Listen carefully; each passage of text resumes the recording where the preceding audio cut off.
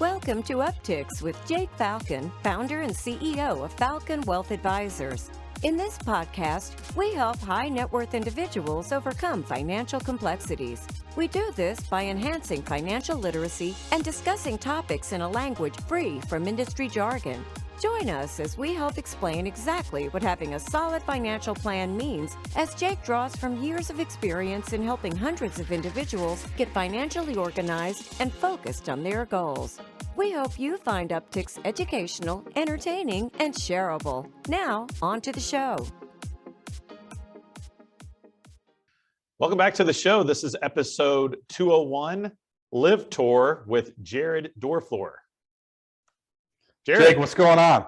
Not much. Thank you for joining me back on the show. I had such a good time on our last episode that I thought I'd bring you back on. And golf has certainly gone from the back page to the front page here lately. And so I thought it'd be pretty timely. A lot of our viewers and listeners on Upticks are golfers.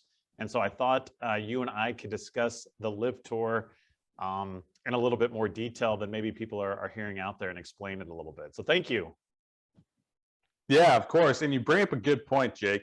I've got quite a few buddies that aren't really into golf, and they've been texting me and calling me and asking about everything. And whether whether you're for LIV or against LIV, that's not the point. What my comment here I'm going to make is that golf is making a lot of noise in places that it hasn't historically. So it's very interesting to see. Right. I agree. And for our listeners that don't know you or missed our last episode, you've got a great newsletter called Perfect Putt. Why don't you talk a little bit about that before we actually get into today's topic? The Perfect Putt newsletter is a weekly newsletter delivered to your email every Monday morning. And what it does, Jake, is it just breaks down the business side of golf, from newsletters about the business side of college golf to how much a Masters winners might make off winning the Masters. It's about 5 minutes to read. It's free, and it's really been enjoyable to write. And we've almost got 3,500 readers now, Jake. So maybe we can get close to that here in the next week or so. That's awesome. Yeah, congratulations. And you've grown that all organically, right? You're not buying leads out of China or somewhere, right? No, I have. It's 100% organic. And part of the reason why is because open rate is so important on email newsletters. If your open rate starts to go too low, your email actually won't get delivered to the people that want to read it. And so, yeah, it's been strategic in saying 100% organic, because we want people, or I want people to sign up that actually want to read it versus buying them or seeing an ad for paid media. So yeah, it's been 100% organic. It's not like it's been easy. It's been a long time. It's been about 10 months for the newsletter to get to 3,500. So a lot of people have done a lot better than that. There's no question about it, but I'm happy with where it's at. No, and with your niche kind of market here, I think it makes sense. And if it's 3,500 people that are loving it and really enjoying it, that's really all that matters. And what's the best way for people to subscribe? Do they just Google Perfect Putt and you have a website or something that they can opt in? Yeah, I'm not sure if I'll come up with on the Google SEO with Perfect Putt, but it'll be close. So it's perfectputt.substack.com is the best way to sign up for that. Okay. They can also go on Twitter and type in Perfect Putt or my name on Twitter, and they can sign up that way as well. Perfect. And probably, and more important news, congrats, you guys just had a baby, you and your wife. So thank you for recording this fresh off a newborn. Yeah, of course. Got a couple hours of sleep last night, so we're doing good. I got about 6 hours of sleep this week so far, but you know what? Wouldn't want to have it any other way. Yeah, well, you look great for not sleeping very much, so good for you. My wife's doing all the heavy lifting, so it's not like I'm just a support guy at this point. Awesome. Okay, so for today's topic, so for people that don't know, the LIV Tour is something new that had kind of been bubbling around the surface the past couple of years, and now it's full flung. They just had their first tournament with their next tournament slated. So maybe you can give a little bit of backstory. You're going to be better at explaining it than I am, but maybe talk a little bit about what it is and why it was formed to begin with. Well, why it's formed, I'm not sure I can totally answer that, other than the fact of speculation. But you have two parties the way I see it. You have Greg Norman and you have the Saudi government. The reason why I say Saudi government is because the Saudi government controls and owns the Public Investment Fund, which I'm not sure, Jake, if you're aware of or if you've heard of that fund before. It's one of the larger funds in the world. The Public Investment Fund is invested in several different entities that me and you know, Uber, Facebook, Boeing, and Greg Norman tried to start a breakaway tour in the mid-90s. The PGA Tour shut him down for that. The breakaway tour in the mid-90s was essentially an international tour. He wanted to go around and play more around the globe. And from what I've read and understand, that's how the WGC kind of started today. Ah, interesting. Yeah. And so you have these two parties. You have Greg Norman and you have essentially the Saudi government with the same, I think, the same motivations, but different reasons. I think Greg generally dislikes the PGA Tour. Right. I think he's also an interesting character. And then you have the Saudi government that's very invested in sports in general to try to, I think, to try to maybe change the perception on their country.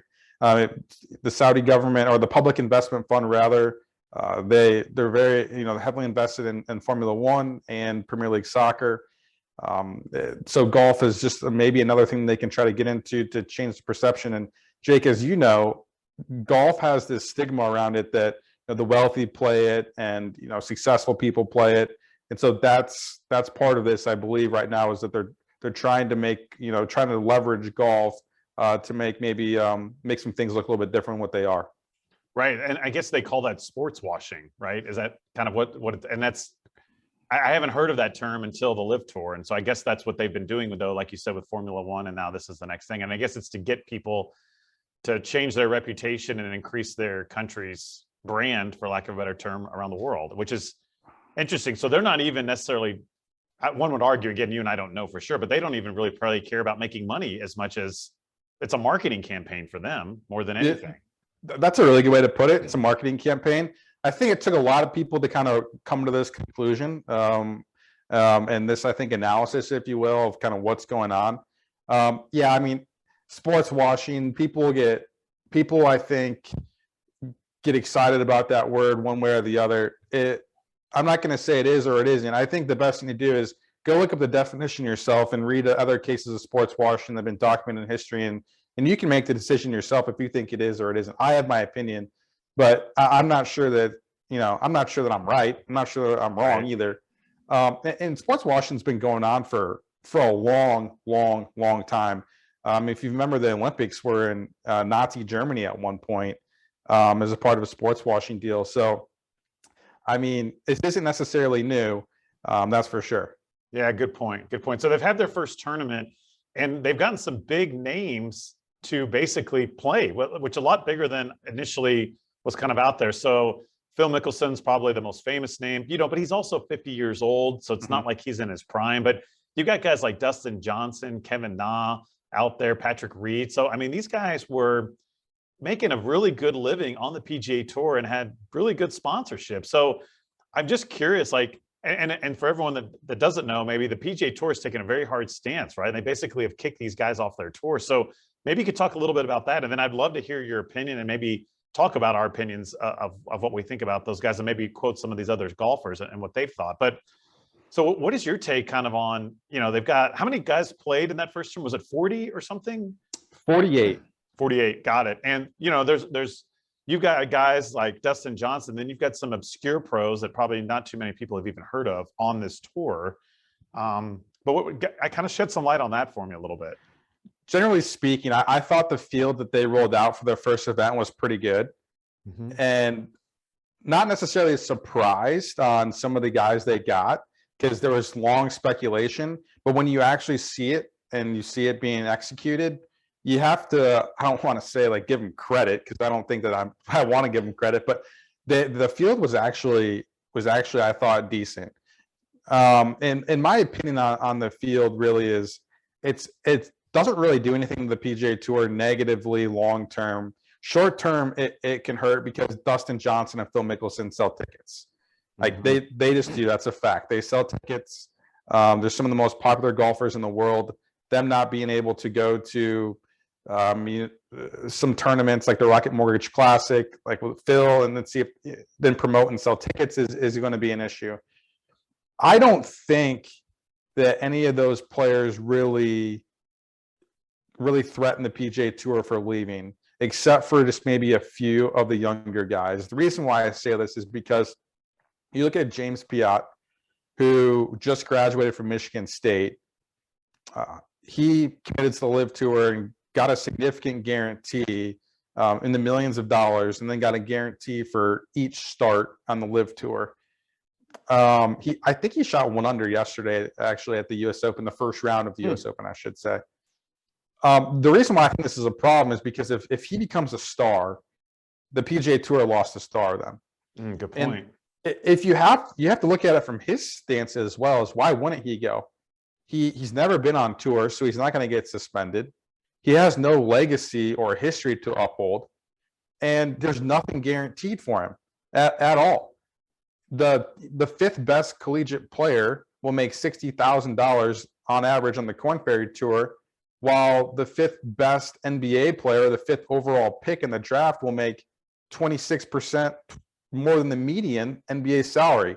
So my point on bringing up those facts is that there's no guarantees in professional golf. You could be the best collegiate golfer out there, and you could go out and lose money the next year.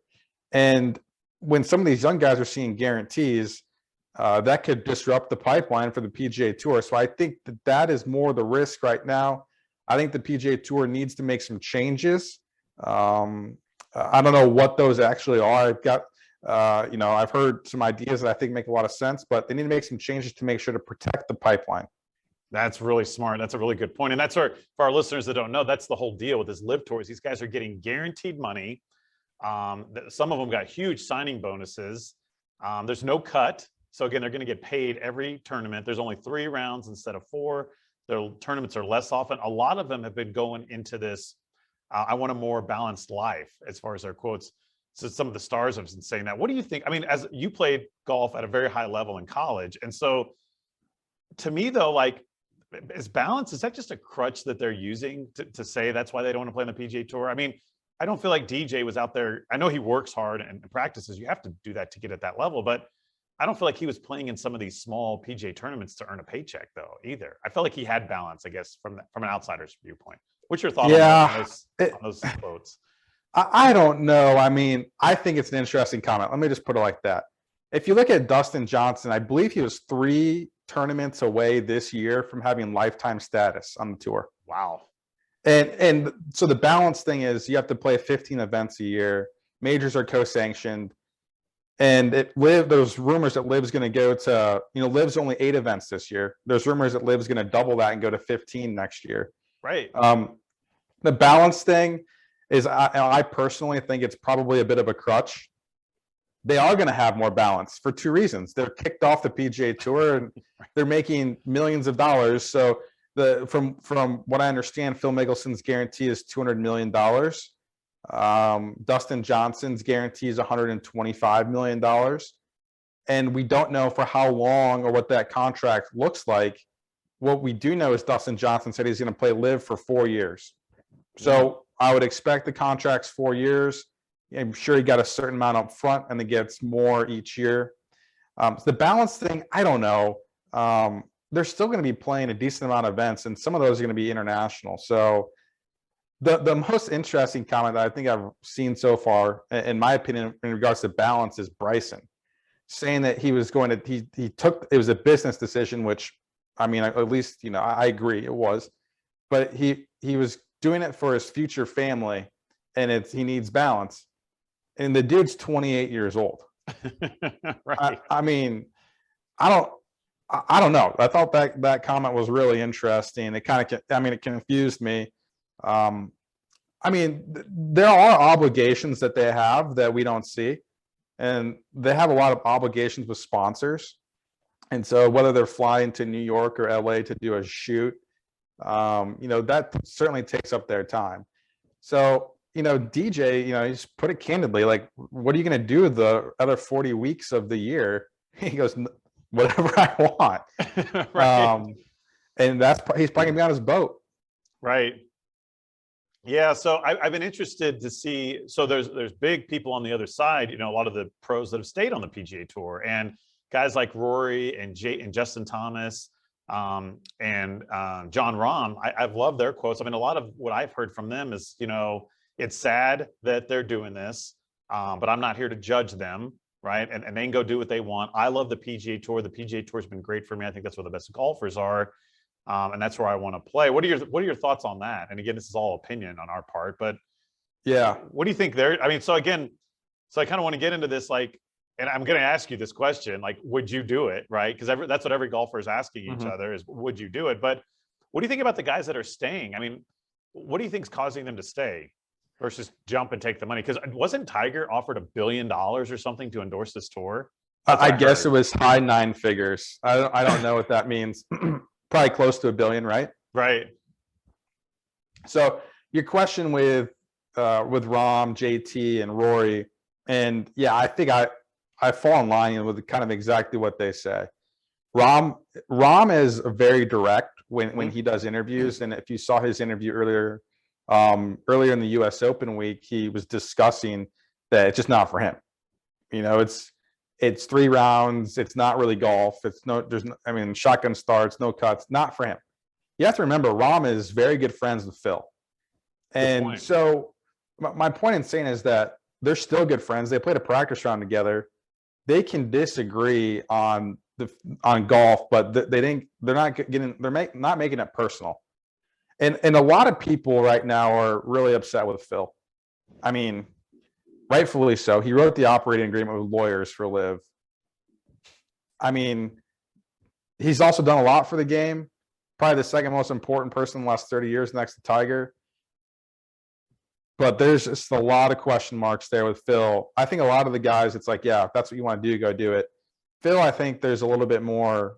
I don't think it's as nuanced with Phil. I think that people that are upset with Phil are upset that he tried to play both sides of the deal, and you know, his true character, I think, maybe really came out during that situation.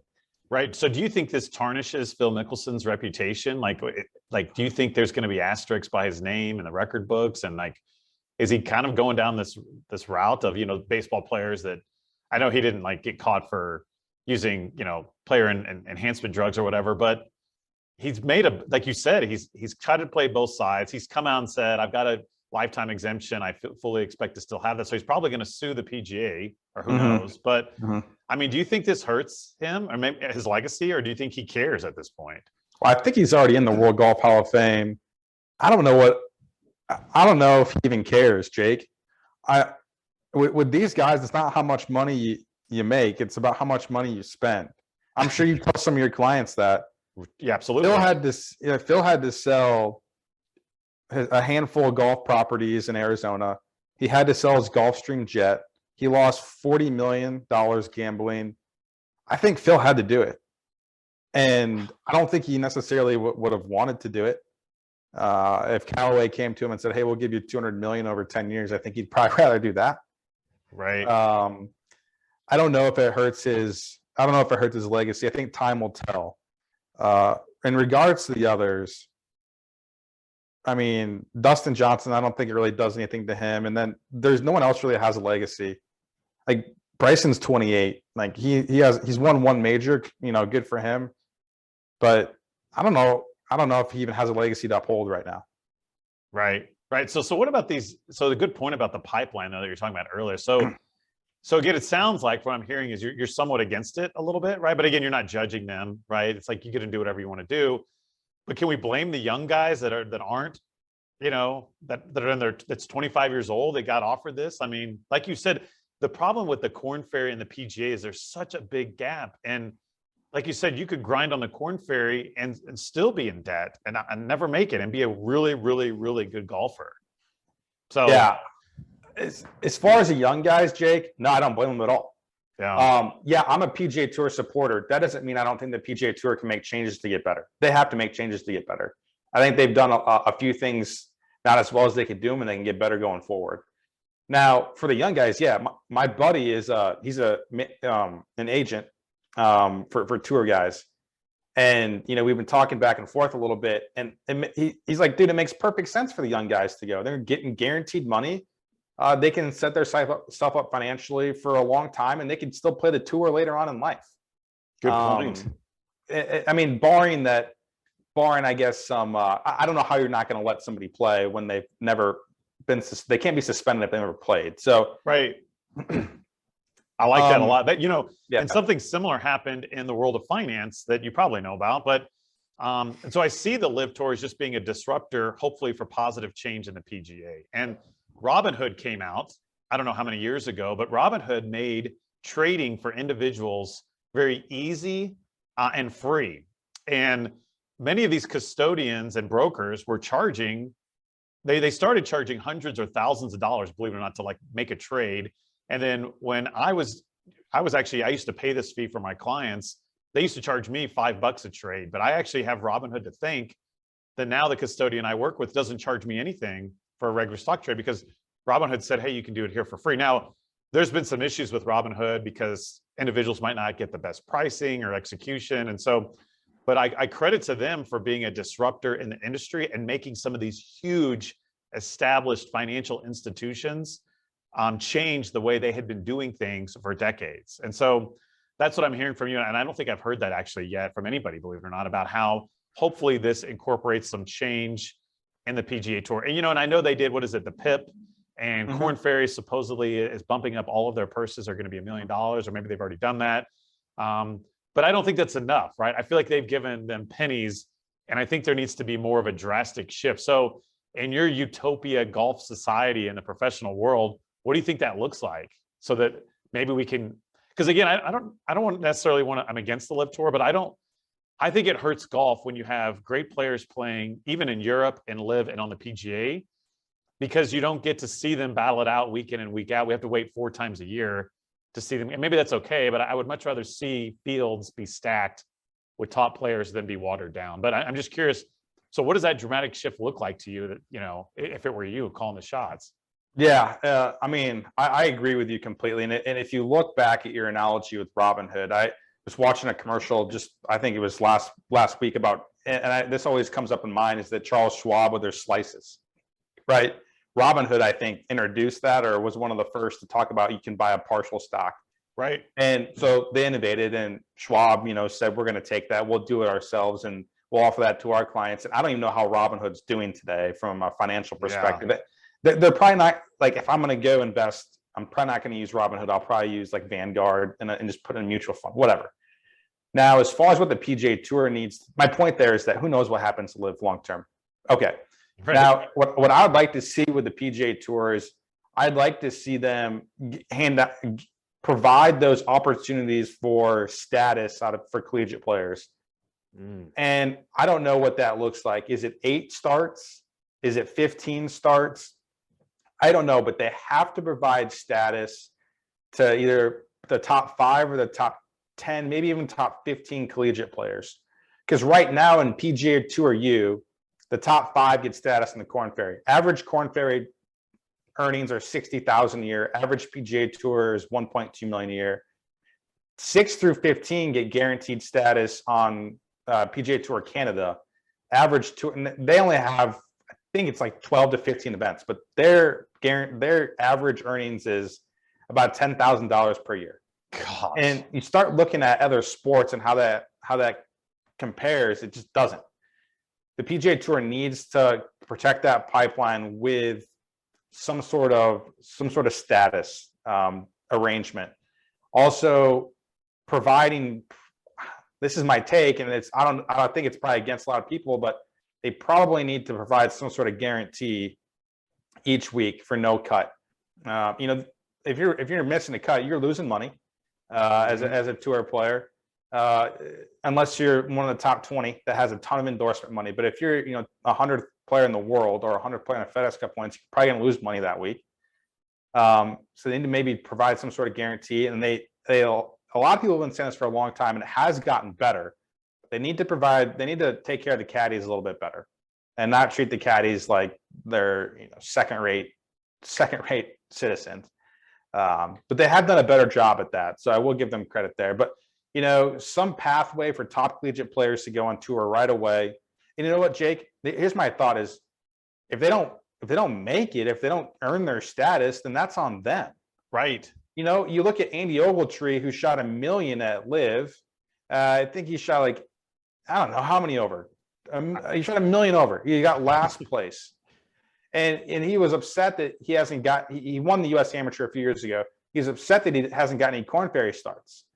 And he almost got the vibe where he thought maybe he was entitled to a couple Korn Ferry starts. I don't know if that was his intent, but the guy just went out and got dead last and shot a lot. Now that's one tournament, and I don't want to bang on a guy too much, right, for playing bad golf. I played playing bad golf, but me too. My point is that the golf will play itself out. The cream rises to the top.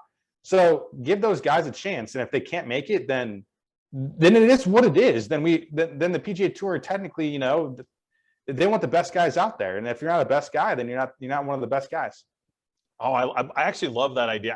I can't wrap my head around the guarantee yet, just because that's so different. But you're right. I'm just thinking about this, like football, basketball. They have drafts, right? And they pick the best collegiate athletes, and these guys get a shot. And again, if they don't make it in the pros after a year, 2 or 3, maybe 4, they're gone, and that's right. Okay. And you're right. That, I think, in my opinion, or your opinion, is right, that's the best way to secure a pipeline, so that they don't have to worry about these outside tours popping up. Because who knows, like the LIV Tour may only be a start. There may be something else pop up in China or whatever, right?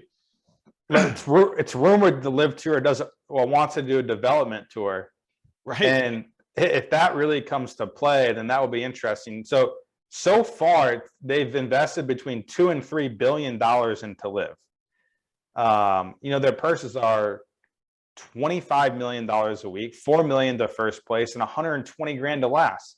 So I just talked about Andy Ogletree getting last place, and he made more than the average $120,000. Korn Ferry guy, right? Oh, yeah. I mean, that's what a Korn Ferry Tour winner wins.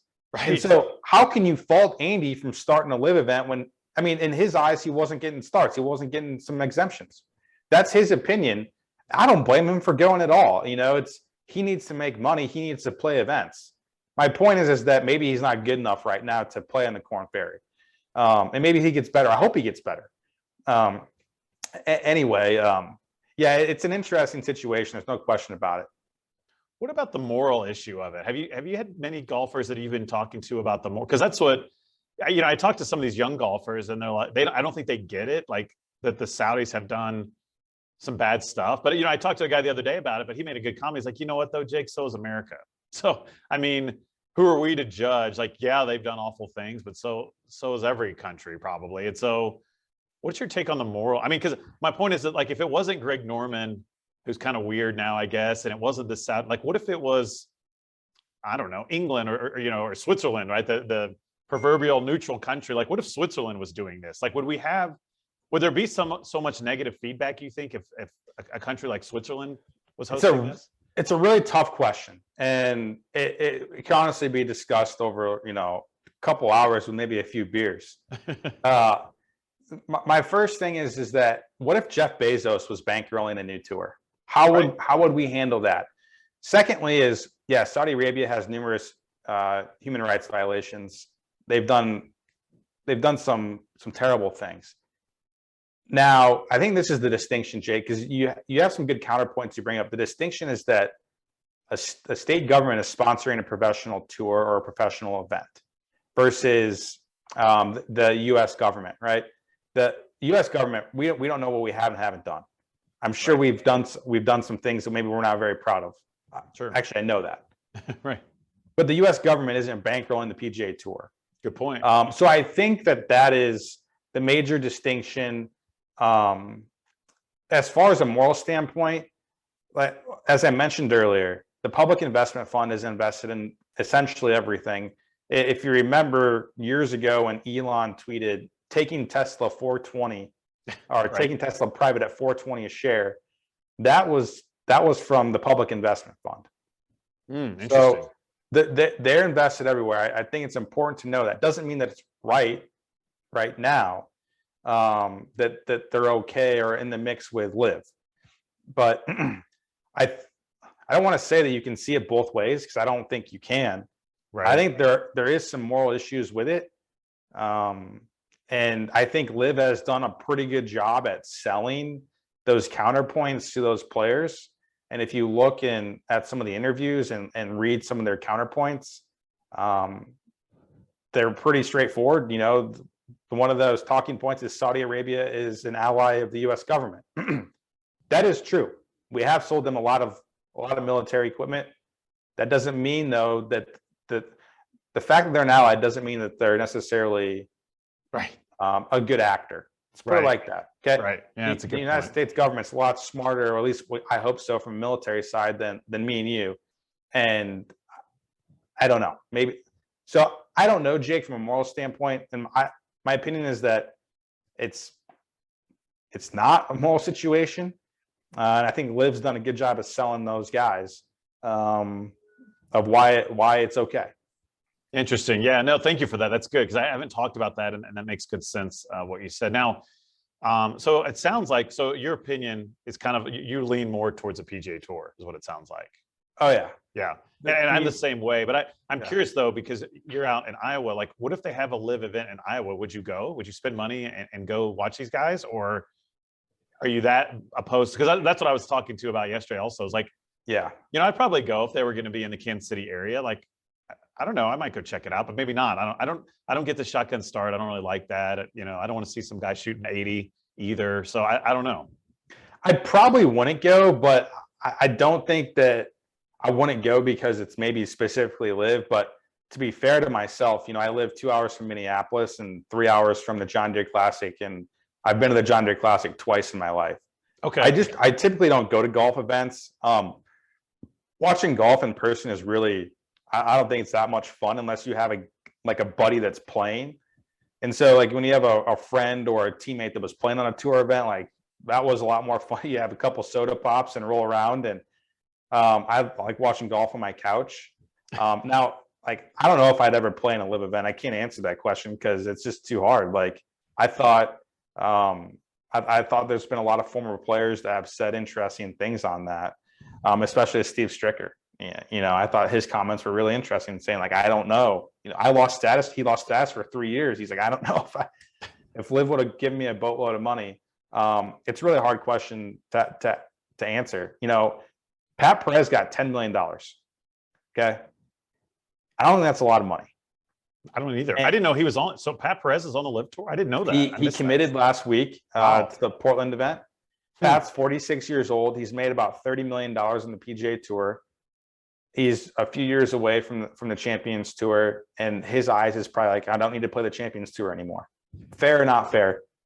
My point is that I don't think $10 million is that much money. For those guys, I don't think it is. I agree.